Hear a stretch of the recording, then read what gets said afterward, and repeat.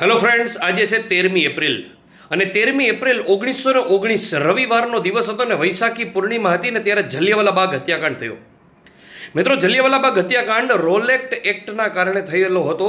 Rowlatt એક્ટને ગાંધીજીએ કાળો કાયદો કીધેલો છે. મિત્રો, જનરલ ઓડોનલ ડાયર મિત્રો એમણે જે છે કોઈ પણ પ્રકારની સૂચના આપ્યા વગર નવાણિયા પબ્લિકને જે છે ગોળીબાર કરેલો હતો. અને એવું કહેવાય છે કે રિપોર્ટમાં તો 3000 પબ્લિક જ મૃત્યુ પામ્યું એવું કહેવામાં આવે છે, પણ હકીકતમાં 10,000 કરતાં વધારે લોકો મૃત્યુ પામ્યા હતા. મિત્રો, આની અંદર પંજાબના બે અતિ મહત્વના ક્રાંતિકારીઓની ધરપકડ કરી લેવામાં આવેલી હતી, ડોક્ટર સત્યપાલ મલિક અને સૈફુદ્દીન કિચલુ. ગાંધીજીએ જેને કાળો કાયદો કીધેલો છે અને આ કાળા કાયદામાં એક નિયમ હતો, નો અપીલ, નો દલીલ, નો વકીલ.